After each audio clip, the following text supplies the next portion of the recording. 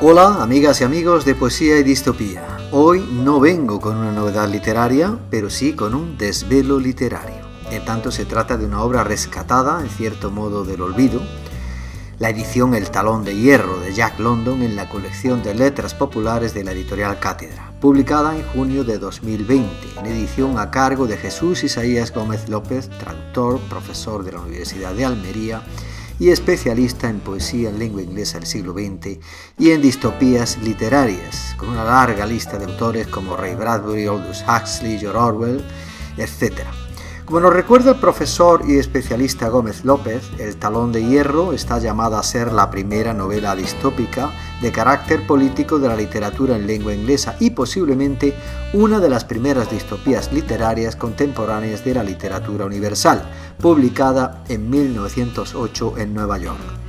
Tiene, por tanto, todos los ingredientes de la distopía moderna que será continuada por autores como Zamiatin, en su obra We, Nosotros, del año 1924, Aldous Huxley con Un Mundo Feliz, 1932, Sinclair Lewis con su novela It Can't Happen Here, Eso no puede pasar aquí, del año 1935, George Orwell con su novela 1984 del año 1949, Ray Bradbury con su novela Fahrenheit 451 del año 1953 o, por ejemplo, Anthony Burgess con su novela La Naranja Mecánica del año 1962. Como vemos, todas estas posteriores a la publicación de El Talón de Hierro, predecesora de todas ellas, en tanto fue publicada en el año 1908. Tengamos esto en cuenta como punto de partida.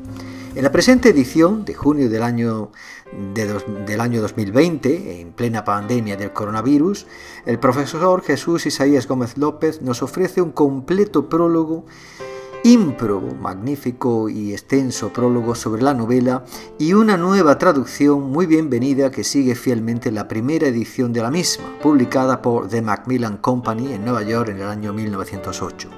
Acerca de esta novela y a modo de síntesis de la misma, cabe decir que Ernest Everhart, uno de los personajes centrales de El Talón de Hierro, vaticina con inusitada precisión algunos de los escenarios y acontecimientos que sucederán pocos años después de la publicación de la misma, con el advenimiento de la Primera Guerra Mundial, la Revolución Bolchevique en Rusia, el fascismo en Europa, la Segunda Guerra Mundial, con la consiguiente fragmentación de Occidente en dos grandes bloques políticos y económicos. Jack London muere solo 8 años después de la publicación de esta obra, sin la posibilidad de haber presenciado los acontecimientos descritos en ella, aunque buena parte de los mismos tuviera tiempo de vivirlos en primera persona, como por ejemplo la demonización del socialismo en Estados Unidos, el control de los medios de comunicación por parte de los grandes poderes o las paranoicas revoluciones o rebeliones callejeras desatadas a principios del siglo XX a lo largo y ancho de la gran mayoría de urbes industriales de su país, Estados Unidos.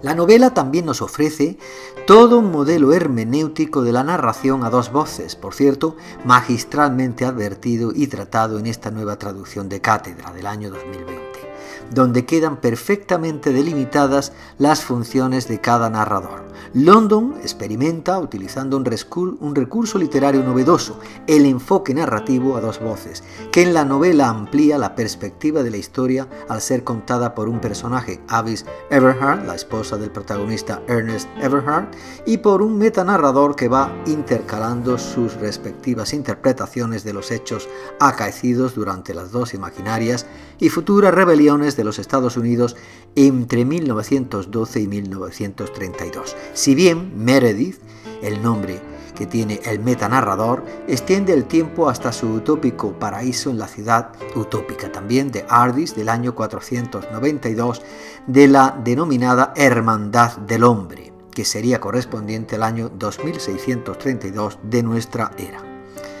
Tal y como advierte el profesor Gómez López, la expresión El Talón de Hierro es una metáfora construida sobre la base de una metonimia para designar los actos despiadados e inhumanos llevados a cabo por la oligarquía en sus reiterados intentos por abortar la revolución en las historias descritas en la novela. Y también nos recuerda el profesor Gómez López que la propia expresión denota el oscuro futuro cargado de abusos e injusticias que Ernest Everhart presagia para todo el proletariado, sin distinciones y pisoteado por la oligarquía. De hecho, la popular imagen de la bota paramilitar sobre un inocente rostro humano, el rostro humano de un proletario, será rescatada por George Orwell para el capítulo 3 de la parte 3 de su novela 1984. Y como cifra y compendio de lo hasta aquí narrado, quedémonos con un fragmento del capítulo 9, titulado Las matemáticas de un sueño. ¿Es que no se dan cuenta ustedes, pobre clase media a punto de perecer, de que están atrapados entre dos piedras de molino que acaban de empezar la molienda? Ya les he demostrado matemáticamente el inevitable colapso del sistema capitalista. Cuando todos los países se encuentren con un excedente invendible y que no puedan consumir, el sistema capitalista se derrumbará bajo la brutal estructura de beneficios que él mismo ha generado. Y ese mismo día no habrá ninguna destrucción de máquinas. Entonces se librará la lucha por la posesión de las máquinas. Si ganan los obreros, ustedes lo tendrán más fácil. Los Estados Unidos, y para el caso el mundo entero, entrarán en una nueva y grandiosa era.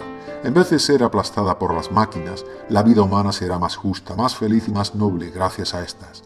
Y ustedes, de la destruida clase media, junto a los obreros, para entonces solo quedarán obreros, entonces ustedes y todos los demás obreros participarán de un reparto equitativo de la producción de esas maravillosas máquinas. Y nosotros, todos unidos, fabricaremos nuevas máquinas aún más maravillosas. Y no habrá ningún excedente sin consumir, porque no habrá ningunos beneficios. Pero, ¿y si los trusts ganan esa batalla sobre la propiedad de las máquinas y controlan el mundo?, preguntó el señor Cowell. Entonces, contestó Ernest, a ustedes, a los obreros y a todos nosotros, nos aplastará el talón de hierro de un despotismo tan implacable y terrible como ningún otro despotismo que haya marcado las páginas más negras de la historia de la humanidad. Y ese sería un buen nombre para ese despotismo, el talón de hierro.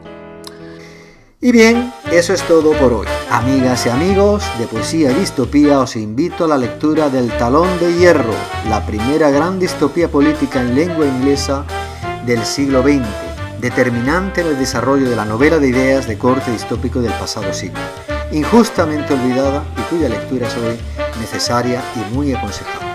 Confío veros en próximas crónicas literarias que, como siempre, van a ir llegando pausada y apasionadamente. Mientras tanto, muchas gracias por vuestra atención, besos, abrazos, caritoñas, achuchones múltiples y ¡boogie boogie!